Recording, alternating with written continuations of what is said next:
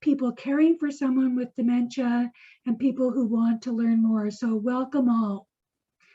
A reminder that this is being recorded and your microphones and cameras are off. So today's topic is ethical issues related to intimate relationships in long-term care, an important topic that we're often shy to talk about. We'll begin today's session by watching a 28-minute video that was recorded as part of the Nova Scotia Ethics Fireside Chat series. We want to thank them for their permission to show this video today. It's important to note why this video was created for use in long-term care. The principles and strategies are also applicable to the home care setting and when staff come in to help you in the home.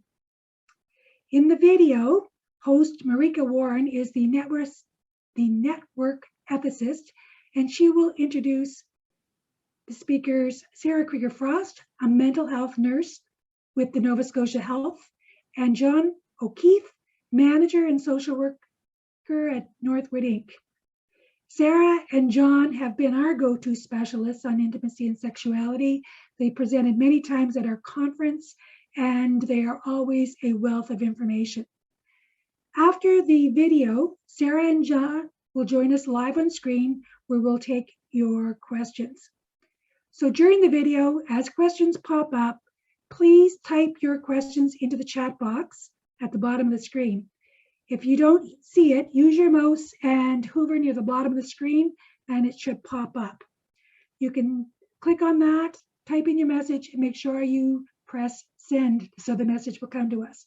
At the end of the video, when Sarah and John join us, I will address the questions to them without using your name so that it will be anonymous.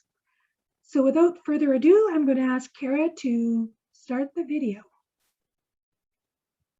I'm wondering if you could start us off maybe by just describing some of the ethical issues that you encounter with regard to intimate relationships and maybe provide some stories or examples that come out of your practice. Well, first of all, thank you for the invitation to present today. It's a very important topic and one that's really relevant to the sector. I've been involved with this issue for almost 27 years because I've been working with Northwood, which is a long-term care provider in Halifax for that period of time, and I've been interested in the whole issue of intimacy because as service providers, we've been very effective at meeting the physical needs for care of our resident population, the psychosocial needs for care, the emotional needs, spiritual needs. But over my career, I've noticed that there's been a lot of concern around intimacy in long-term care, and there's many explanations as to why that is the case. First of all, when individuals come into long-term care, many of them are dealing with issues of diminished capacity, and then that raises questions about their capability to provide consent to a whole host of issues, including intimate relationships. Certainly in the environments in which I work, we take the approach that we want to be supportive of cognitively intact residents who pair up with other residents or have partners in the community that they want to have intimate relationships with. So for us, that's something that is very normal. What we're also trying to normalize is the appropriate expression of intimate behavior between cognitively impaired residents whose ability to provide informed consent is somewhat compromised. So that, for me and for us who are working in the sector, is probably the most challenging situation when you have individuals who have diminished capacity, yet they still have needs around intimacy that we try to promote and support within the environment. Right, and so for you, Sarah, what are some of the issues that arise in your practice? So just to clarify as well, John and I have both worked in the sector for about 27 years. I am the community mental health nurse that does psychiatric consultation in the long-term care setting. So I'm usually involved in the conversation when things are not going well or when there are concerns around the person's ability to give consent. And a lot of times what I'm dealing with is actually the staff and the staff's perception around what should be considered appropriate and what shouldn't be allowed per se in long-term care. And so often what I'm doing is coming in behind and looking at the person's capabilities, and also looking at how much knowledge do you need to have to provide consent, right? Because consent is a very specific issue, and it's often very complicated, and it's mostly impacted by other people's perceptions and values and beliefs. Who tend to be affected by those concerns when they're raised about intimate relationships? It really depends on the circumstance, and by that I mean, oftentimes if you have an individual who, let's say, has a large extended family, or who has, concerned relatives, or in fact maybe even a partner that's still alive and living in the community, all of those people are impacted by the individual's needs and issues. But it actually blossoms further again into the staff, right? So there's issues with the individual, there are issues around the family and the family dynamics, but also the staff and the staff's dynamics, and then further on to the institutional policies that either support individual expression or curtail individual expression. And I think, and John, I think you'd probably agree that that's evolved quite a bit over the last 25 years in terms of how we think of these issues. Yeah, it has evolved actually quite substantially, and Sarah's kind of highlighted the three stakeholders, if I could use that expression. There's the residents, who are at the center of the situation. There's staff, who have their own values and beliefs associated with intimate expression, and their family members. And oftentimes the family members are substitute decision makers for individuals who have diminished capacity. So with the residents, what we're attempting to do is support the appropriate expression of intimate behavior. It's impacted upon how the behavior is perceived by other residents within the care community, because sometimes they impose their own values and beliefs on what they're observing by their neighbors. There's, of course, the staff, and the staff are always encouraged to emphasize the residents' ability for autonomy and decision-making, for independence, and for freedom of choice. It can be difficult with intimacy because it's such a value-laden topic and an emotional topic for many people. So we need to guard against the staff imposing their own viewpoints on intimate behavior and intimate relationships. And then, as Sarah points out, there's the family members and how they perceive situations. So I can remember times when I've been dealing with family members who would make statements like, my mother would be rolling around in her grave if she knew that my father was up on the unit holding hands with another resident. So always what we're trying to do is have the family members understand that they should be making decisions for their cognitively impaired relative with the best interest of their relative in mind, not with what their own values and beliefs, and imposing those on a situation. Well, and actually, looking recently at the literature as well, years ago there had been sort of a framework for making decisions about whether intimate relationships should be allowed or not. But if you actually look at what's currently being written, nobody can give consent for somebody else to have an intimate relationship. That just isn't, you can't. And in fact, each episode or each action or interaction has its own consent involved with it. So I may agree to have an intimate relationship with you today, but tomorrow I don't want one, and I have the right to say that I don't want that. And so it's really tough when you're talking to families about making decisions about whether their loved one should be capable of having this intimate relationship, when in fact, really, they can't give consent for that. They need to be perhaps involved in the conversation, but they can't actually give consent for somebody else to have an intimate relationship.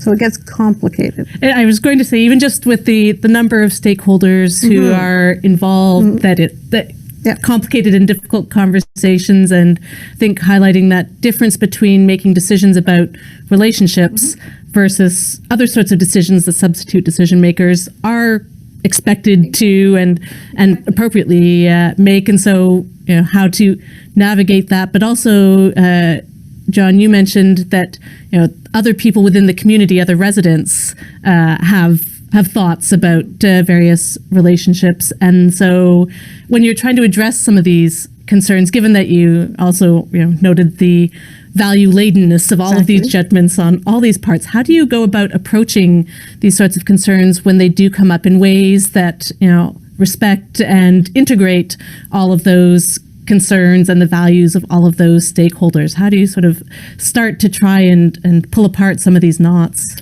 So Sarah makes an important point about the lack of an ability to provide proxy consent, and that's certainly written into most of the guidelines that I am familiar with.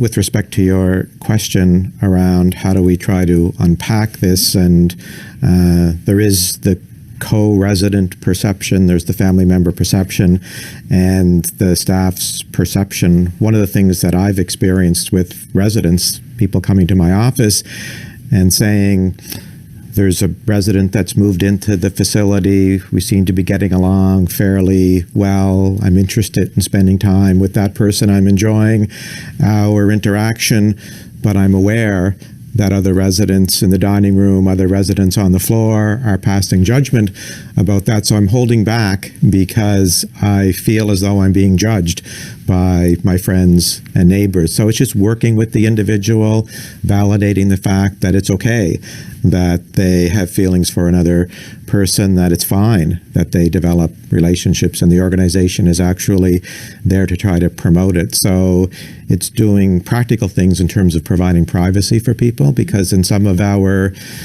care communities which have older physical plants, there's a combination of shared and private room accommodation, so that can be problematic. But there may be times in which, if I'm interested in another individual and I have a roommate, it's difficult for me and that co-resident to have private time together. So it's encouraging the staff to create opportunities for me and my partner to have privacy. It's working with the family members, as Sarah points out, not to get the proxy consent, which we know isn't acceptable, but to try to sort of frame the relationship that's developing as a relationship that really seems to be adding to the quality of life of the two individuals. And usually family members, if they're objective, they can see that happening. So if you're my daughter and you've placed me in a long-term care community and I'm very unsettled, very unhappy, and you're feeling very guilty about that, and over time you see that I'm coming to develop a friendship with Sarah, and you come in and suddenly I'm not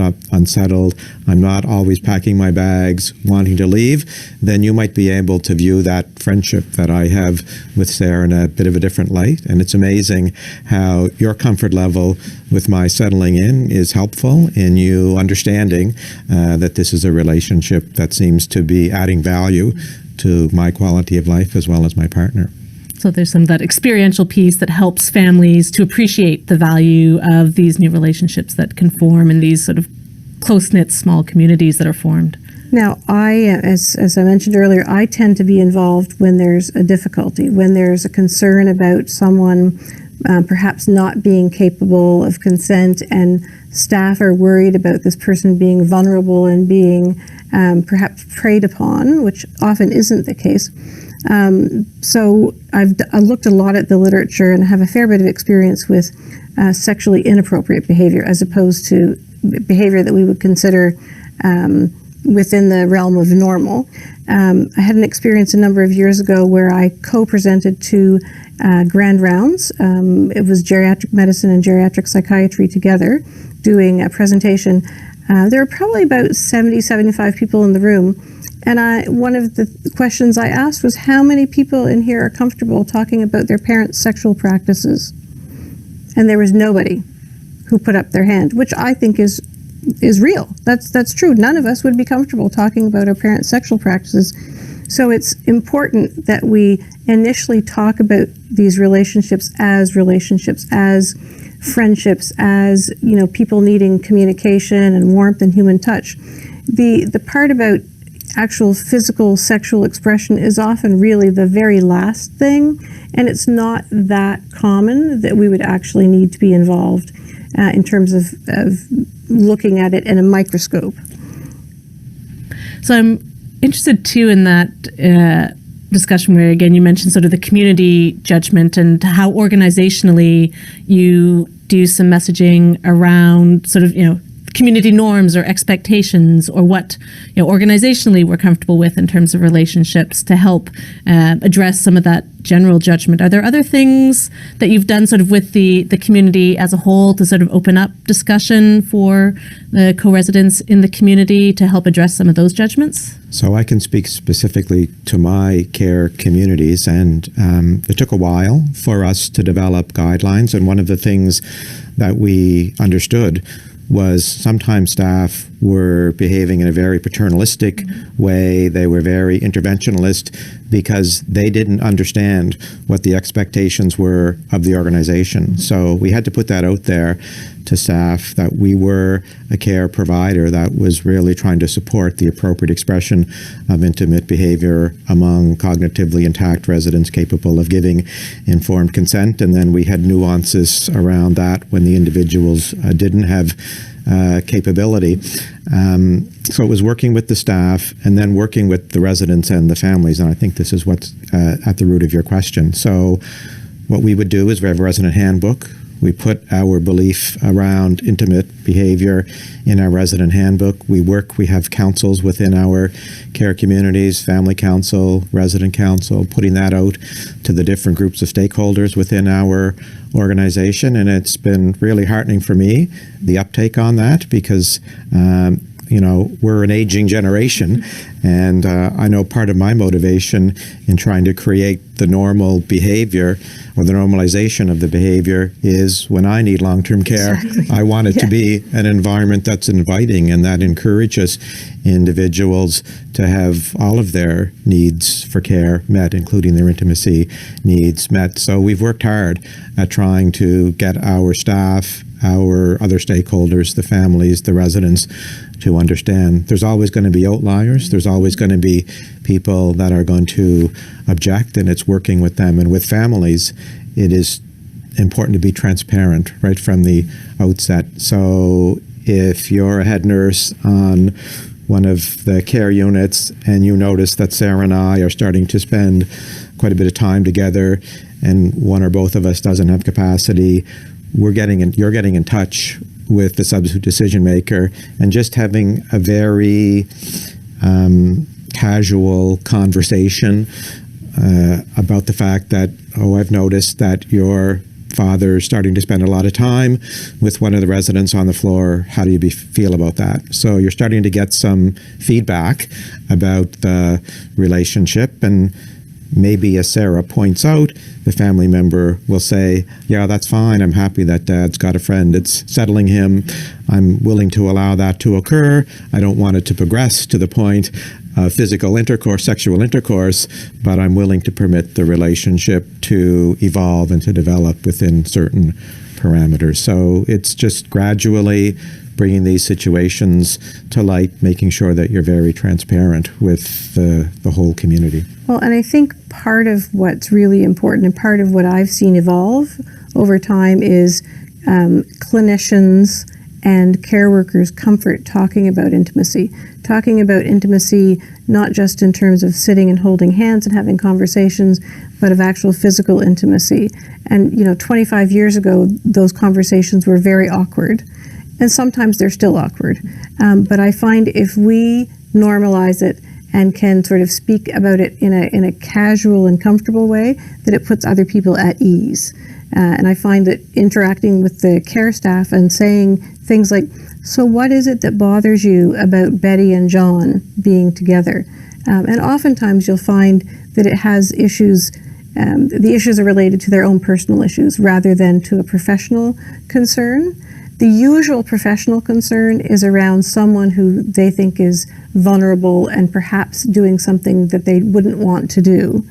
But there is such a thing as tacit consent, right? So, if I have a relationship with John, for instance, I know it's okay for me to touch John, but I know for some other people, they would not want to be touched. And it's sort of helping people understand those relationships and what we actually consider to be within the purvey of normal relationships, right? And so those concerns that you mentioned, just wanted to pick up on that piece as well. When people do raise concerns, they said vulnerability was a big one. What are some of the other concerns that come up for either staff or families or for residents themselves when ethical concerns are raised about intimate relationships? Sometimes staff will say they don't want to be involved in positioning individuals who may have some physical issues that prevent them from being able to engage in an intimate act with another individual. So it's working with staff around that. I've already touched on some of the issues that sort of surface in the care community if you have conflicting values and beliefs among residents. So we need to be promoting the fact that this is a facility, this is a care community, this is an organization for which intimacy is something that's supported, promoted, and normalized, and, you know, eventually bringing people along. It's a basic fundamental need, right? It's a basic fundamental need and a right. It's not something that we should just add on as it's nice to, right? This is basically part of who we are as people. And I think you're right. It's really important just to have people talking about it and allowing staff permission, you know, to be okay with it. Because oftentimes they're worried that if something happens between Betty and John, that somehow or other it's going to be considered that they didn't do due diligence, that they didn't protect either Betty or John from whatever was going on. They get very conflicted by that, right? And the care communities are basically a microcosm of society. Mm-hmm. So it's not unusual that you'd have within a certain segment of the population, hopefully a small segment, racist attitudes or homophobic attitudes. So we're constantly trying to educate people about societal norms and, you know, what is expected and what is permissible. So it's just part of what we would do as clinicians on a day-to-day basis to help raise awareness that this is a basic human need and that we're all sexual beings from the time that we're born to the time that we die, and that these basic needs for touch, for closeness, for contact continue to exist regardless of the level of cognitive impairment or cognitive awareness of the individuals that we're interacting with in our communities. And I mentioned tacit consent a minute ago, and then of course dropped the thought. But one of the things is that we know when someone is uncomfortable. So if I touch John and he appears uncomfortable, then I know not to continue. If I have dementia or cognitive impairment, I might not read that signal, but staff can. So if I continually seek John out and John likes being sought out and we're comfortable together, that's a form of consent in itself. If, on the other hand, John tries to avoid me, then staff do need to be careful about trying to keep an eye on what's going on so that they can intervene if there's a problem. So that real recognition that behavior is communication as well, both in a positive, accepting way and also a resisting or negative way, and be, I guess, for staff feeling that they're empowered to look to that for guidance in terms of what a resident might or might not be comfortable with in that interaction. And again, you can have, like today, I might want to sit with John and hold his hand, and so probably nobody should intervene in that. But if tomorrow John starts to cry when I sit down next to him, then probably somebody should pay attention to that, regardless, right? And so again, that sort of being responsive to the situation, and that it might shift for any number of reasons, as our relationships do outside of long-term care settings. It's reading the cues, right? Reading those cues. And it's also how the organization frames this for the staff who are the care workers within the environment. Reminds me that I speak about the language of the appropriate expression of intimate behavior, and I often get asked the question about masturbation. So if I'm a resident and I'm sitting in the lobby of the care community where family members are entering and exiting, where staff people, where contractors, where the pizza delivery man is coming in, right? So if I'm publicly masturbating in that environment, staff understand that that's not appropriate, not because there's anything inappropriate about masturbation, but because it's the public display that could be off-putting for individuals. So in that situation, staff would know to remove the individual. Hopefully they have a private space which to retire to. So it sounds too like there's been a shift almost to in the understanding of what the setting of long-term care is about, that it's become to be seen more as akin to home as opposed to akin to hospital. And I'm wondering if you see some of that as contributing to the shifts around comfort with intimate relationships in that setting. I think that's a contributing factor. I also think a change in the culture around the way care is being delivered, much less paternalistic than it was when I started, much less interventionalist when it was when I started. I got interested in this topic because not long after I started my practice in long-term care, I was getting questions about John and Sarah were up in the solarium and they were holding hands and we have to pull them apart, separate them because that's the organizational expectation. Over a quarter of a century, that's changed and people are a lot more aware of individuals' rights around freedom of choice and autonomy and our responsibility as caregivers not to impose what we think is right on certain situations. So that's been, to me, a very significant change. Although I would add, because I have a broader, perhaps, base, because I go to multiple places and am involved in conversations both within this province and in other provinces as well, that it's often facility dependent. So depending on the organizational culture, depending on the strength of the loudest voice, it really does depend. So some institutions have moved quite far, others have not. I had a facility only 2 years ago that had a husband and wife living across the hall from each other, and when I inquired as to why they were not in the same room, I was told it was because we don't do that here. I did suggest to them that they needed to reconsider that, and they did. And very shortly, as in weeks, that situation was rectified. But I was surprised that that was still an institutional policy, even only a few years ago. So it's dependent on the values and beliefs, the organization, and who's making the policy, right? Yeah, we've welded beds together. So we've got a couple that are interested in intimacy. So all of the beds in long-term care are hospital beds, electric beds for care provision purposes, but we've been able to put beds together to allow people to be able to experience intimacy. Yep.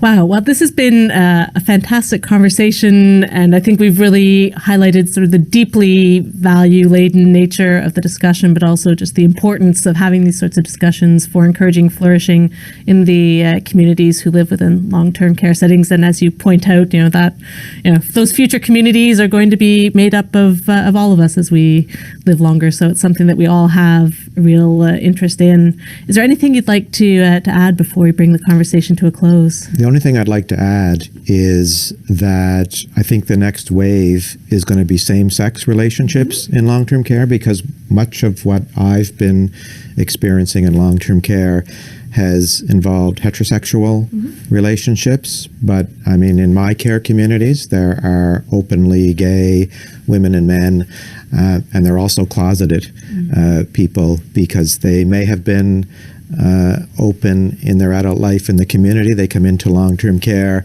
and they feel uncomfortable and they go back into the closet. And I think that that's going to be the next real issue that is going to come up, because we're going to have individuals that are married in same-sex relationships that are going to want to share a private space in the care communities, as is their right. And I know that we're going to have some work to do around some of the homophobic attitudes that exist within our care communities.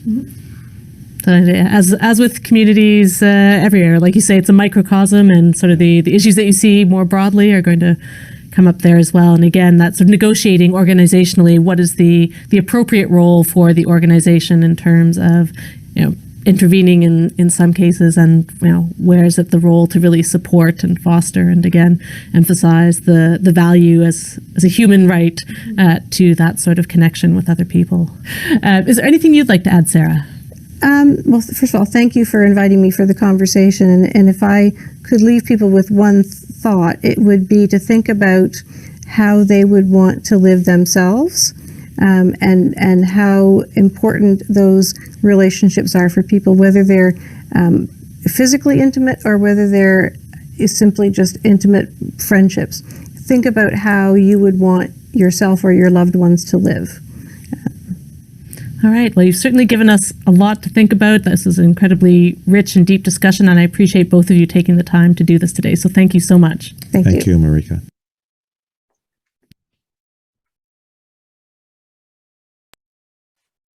So welcome back.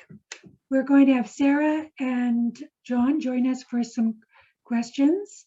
So lovely to have you both here to answer questions. I'm just going to ask, is there any way to make us bigger on the screen? Just going to check to see if Claire can do that.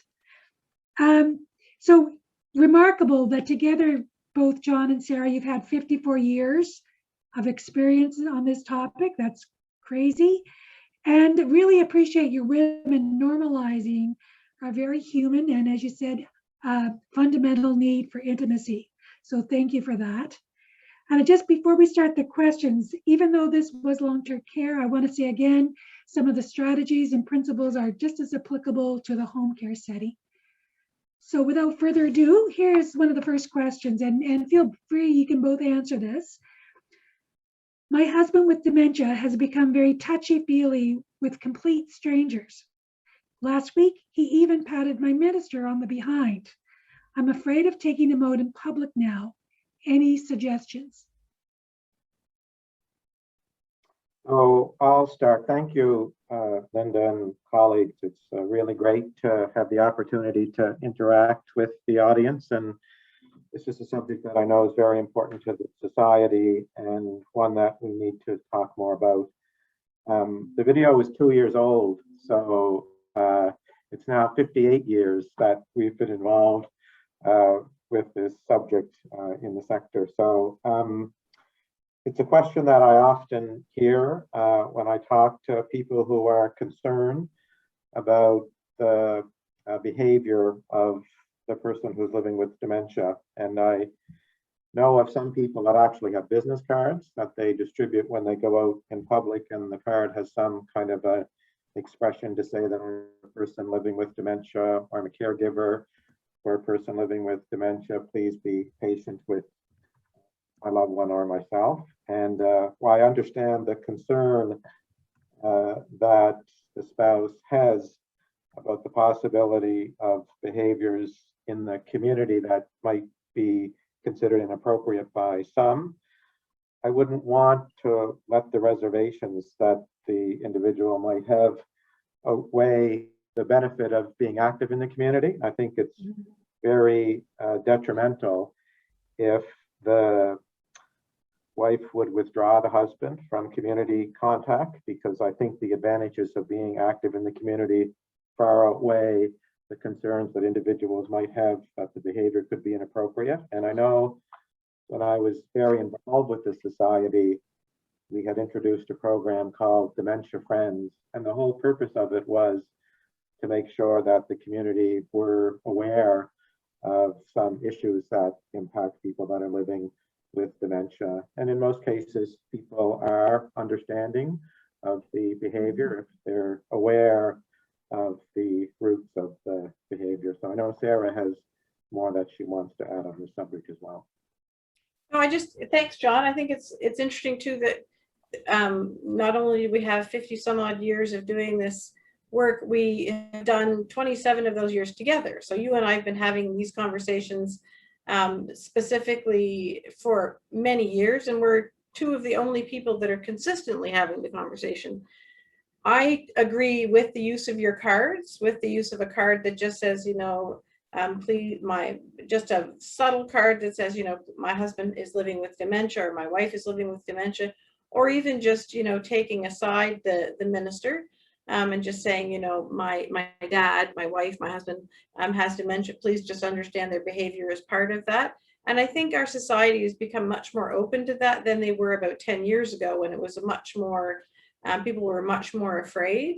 And I think it's important that we respect the individual with dementia, but in respecting them, we also need to keep our expectations realistic. And in doing that, we need to tell other people that sometimes this person's behavior is not going to be typical of what they would have been like a few years ago, right?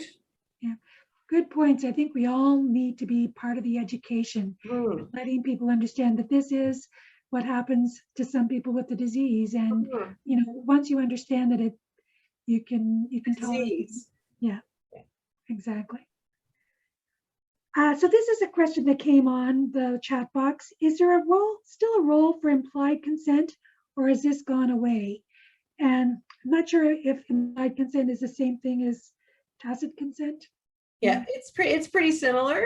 And again, it goes back to my comment before, and that is, if you see two people sitting together, enjoying each other's company, holding hands, maybe even, you know, rubbing their legs or their shoulders, and the two people appear to be comfortable and engaged, that you can take that as consent. If one of those people looks fearful or upset or is pulling away or is trying to is indicating that they're uncomfortable, then somebody does need to intervene. So it's very similar, tacit and implied, right? Okay. John, anything you want to add to that? Just that within organizations that have guidelines for intimate behavior to help staff understand what the organizational expectations are, most of these guidelines do recognize the importance of implied consent. Again, focusing in on what Sarah said in the video, that a substitute decision maker can't consent to a relationship on behalf of their loved ones, but we do make sure that staff understand what the cues are for them to look for to determine whether or not the consent is implicit on the part of the two participants in the relationship. And I mean, there are times when there are family members who get very upset about relationships between two individuals on a unit. And sometimes even when both of the residents, let's say two people with cognitive impairment, even when the two individuals are looking content, there will be families that will be very upset about that and very agitated about that. And sometimes, you know, you'll have family meetings trying to educate and support, and sometimes that doesn't even work. And then sometimes you have to make alternate arrangements within the facility because it becomes so uncomfortable in terms of dealing with the family, not dealing with the patient, but dealing with the family. But I think we should always, if we can, be on the side of supporting the individual patient's rights. Right. So one of our viewers commented that this elderly group grew up in a different era where asking directly about consent was not an issue like it is today. Anything you want to say to comment on that? The only thing I would say about that is no always means no, regardless of what generation a person grew up in. And along the lines of the implied consent, as I said earlier, there's lots of ways that staff can interpret no, even in a person who doesn't have the ability to be able to communicate that no. Well, in fact, no is the last word, right? When you have advanced dementia and you're in the very severe stages, no is probably the last word that is used. And it can mean more than no, but it's certainly, that is a very strong word. And I agree. I think there are, you know, culturally we've shifted quite a bit, but no still means no. And we teach that to children and toddlers and preschoolers and adolescents, and I think we still need to keep teaching it straight through. Right, and picking up on body language. There's other ways besides no, and so whatever situation, people need to be aware of body language. Yeah, that's right. Yeah, that's right. Okay, here's a question. My partner's sex drive has increased dramatically, and as a primary caregiver, I find my own interest, energy levels have decreased. Is this normal? And what suggestions do you have for us? This is probably more in Sarah's wheelhouse than mine. I'd only say that hypersexual activity is a behavioral and psychological symptom of dementia, may or may not diminish as the disease progresses, but Sarah has a lot more background on this than I do. Well, and it's funny because I actually think of this as normal. So this to me is actually, to have someone's sex drive increase in dementia is not unusual, although more typically it decreases. They have decreased interest. But I can completely appreciate that if you're in a relationship with someone, whether it's a sexual relationship, marital relationship, and one person's drive is increased and the other person's drive has changed because now they're the primary caregiver. They may be doing personal care for that person, intimate care for that person, and that might change how you feel about them in terms of the sexual relationship. So it is completely normal for that to happen. And I think sometimes there are ways to work around that in terms of looking at what sorts of things is your partner looking for? Are there ways to help them engage in that sort of behavior without you being directly involved? How much do you want to be directly involved? You know, if you don't want to have a physical sexual relationship with that person anymore, that's okay. But you might need to help them find an alternate source of sexual activity, not necessarily another person, but another source, whether that might be masturbation or stroking or whatever other things you might find. But I think to being the caregiver, you've got to be really kind to yourself, and you have to appreciate that relationships change over time, even when both partners are healthy. And it certainly adds an extra dimension when you're the caregiver for someone with whom you're having a sexual relationship. It's a tough one. Yeah. Also, this is more in Sarah's purview, but of course, there's pharmacological interventions that can increase a person's sex drive or decrease a person's sex drive as side effects to medication that's introduced for totally different purposes than a person's sexual health. But that's something that people need to be mindful of as well as caregivers. Yep. Agreed. Yes, for sure. And there are sexual side effects to many of the medications that we use to treat symptoms of dementia. So this is a sort of a good segue into the next question. My husband has started to need help with bathing. I'm concerned that he may act inappropriately when the healthcare worker comes in to help out. How do I handle that? Yeah, so that's a tough one, and I'm sure in particular, again, noting that the generation that we're talking about tends to be quite a modest generation. People didn't like to necessarily be fully exposed. What I have found to be useful when you have someone who is might be thinking, if you're touching me, I get to touch you, is to have something for them to put in their hands. So if you've got if it's the husband who's having a bath and it's a female caregiver, having something for her to give him to put in his hands and to just be having a conversation with him. And if the gentleman does reach out, it's simply just, a gentle, that's not what we're going to do today, here's a washcloth, and keep going, just keeping it very matter of fact and kind, and reassuring the wife that the caregiver has been trained to do this. This is part of their job. They're not afraid, and they can manage it, right? Right. So what if we switch?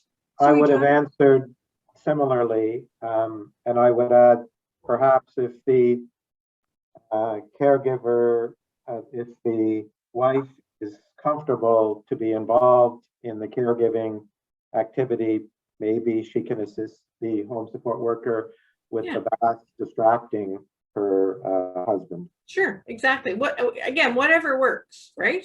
Right. And that's the key to all this, right? It's individualized care. Individualized, yeah. So just to switch it up a bit, what happens if it was my mom and it was a male caregiver and she wasn't comfortable with that? And that's the only staff on. What kind of things could I do? So that's a tough one. If you're talking about being within a facility, then, and you know that it's mom's bath day, but the only caregiver that's available to provide the bath is male, and you know, I would be okay with saying, you know, the bath could wait till the next day unless for some reason it can't. I don't think there's not really too many reasons why the person needs to have a bath at that particular moment. And I think also if you do have someone for whom having an opposite sex caregiver is problematic for a particular reason, then I do think it's incumbent on us to try and be aware of that, and to try and, if we can, accommodate those needs. It's a little bit harder when you're talking about home care, because it's one-on-one and there isn't necessarily someone coming the next day. And then I think what you do is you try and provide for as much privacy as possible for the individual. So perhaps in a shower chair, you have the person that's wrapped in a sheet while they're doing the bath or the shower, a bed bath instead, where again, where the person is clothed as much as possible. I don't know, do you have any other thoughts on that, John? No, all those suggestions highlight the importance of being flexible with care planning, and within long-term care and the care communities that I work with, we'll occasionally get the comment from a family caregiver at the time of an admission that their loved one only wants care to be provided by a staff member of a particular gender. We can't guarantee that. Even if we have a unit that is all one gender of caregiver, and it is the gender that the resident is requesting because of vacation, storms, all kinds of factors, there's no way that we would put ourselves in a position of being able to get that absolute guarantee. So what we would do is exactly what Sarah suggested. Say to the person, if you want the intervention only by a particular caregiver, we can't deliver it today, but tomorrow we will expect that we'll have staff on the unit that will respect your preference of a gender caregiver. That's a great answer to that question. One of the questions is, you know, we talked about sometimes someone may have start to develop a relationship with someone in long-term care. What happens if that relationship becomes more sexually intimate? What kinds of things should be done to help support that, or to help coach families? How do you deal with that? So it depends entirely on whether on the cognitive capacity of those two individuals. So if they're both cognitively capable, it's nobody's business, right? Plain and simple, nobody's business. If one of the people has cognitive impairment and the other one doesn't, then you're trying to look at, again, sort of those subtle cues. Does the person without capacity seem to seek out this other person? Do they want to be with that other person? And then you start having a dialogue with the family around how family does feel about that. Again, understanding they can't really give consent, but they can at least express an understanding of who their mother was, what their mother was like, or their father, and what they think that individual would have wanted, understanding that what we need and want does change throughout life, right? So just because at 50 we liked something doesn't mean we're going to like it at 80. But I do think you need to have the conversations with family, not that you're looking for their permission, but you're looking to find out information about that person and about whether this relationship looks like something the mother would have or father would have wanted to pursue. Right? I've had situations, not even in the last couple of years, where a lovely woman who developed a relationship with a gentleman on a floor, and the family was absolutely fine with it. She was quite cognitively impaired. He was less cognitively impaired. And what the family of the woman asked was, it's fine for them to be on the floor together. It's fine for them to be in the day room together, but they would prefer that they not leave the unit together because they weren't confident in their mother's ability to manage herself outside of that situation if the supports weren't there. What about you, John? Well, Sarah's given a textbook answer to the framework that needs to be followed in these situations. And I get this question all of the time. Not so much anymore from staff within my organization because they know how to deal with it, but from family members who are trying to grapple with this for the first time, or even other care communities Yeah. call me who know about my interest in this subject. So just a standard list of questions. Do the people have capacity? If not, do they seem to be willing participants? Does the organization support the relationship?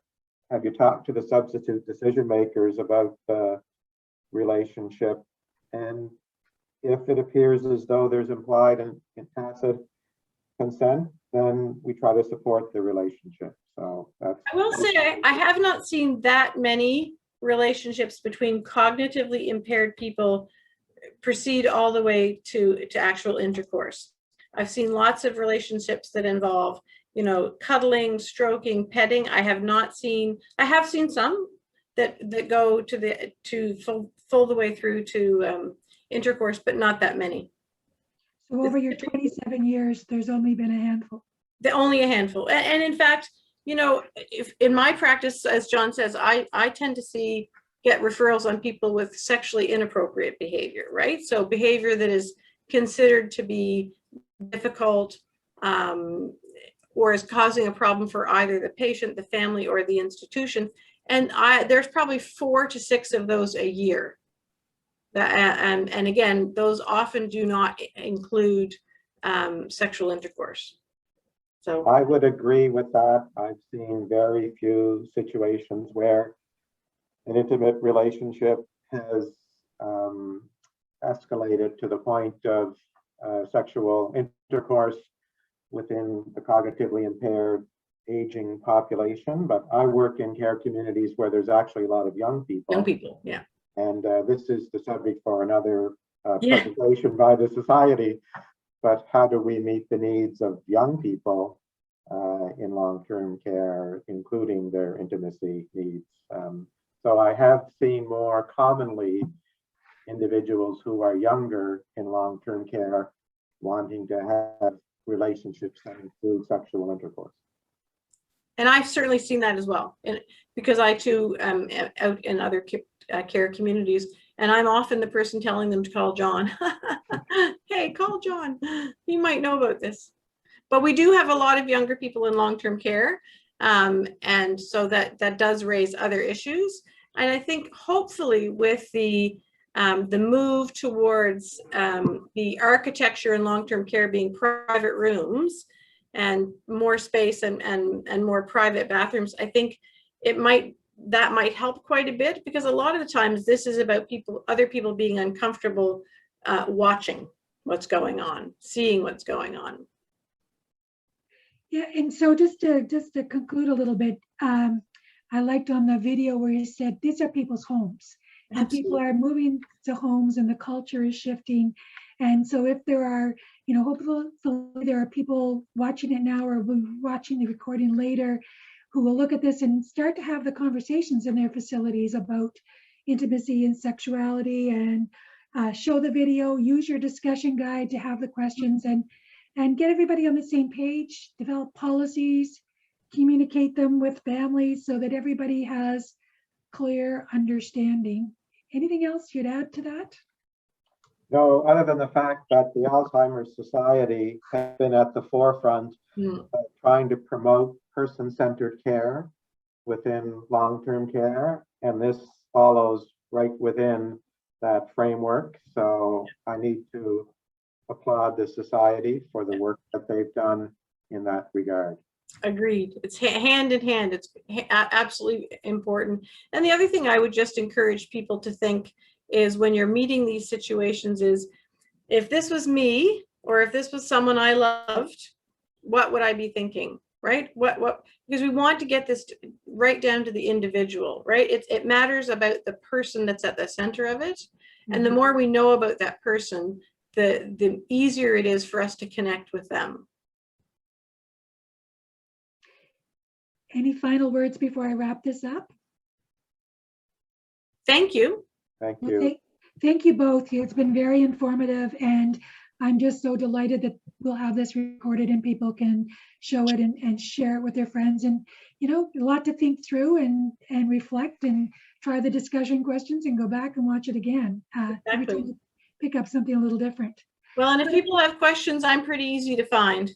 So thank you for that. Put your name in the chat line. I want to thank the audience again today for tuning in, as well as Sarah and John, and to the network for letting us show that video.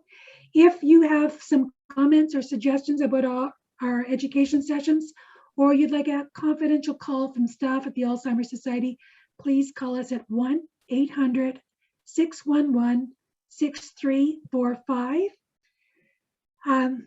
This will be on YouTube, on a YouTube channel within the next 2 or 3 days, so stay tuned. There will be a poll coming up on the screen shortly, and your feedback is valuable.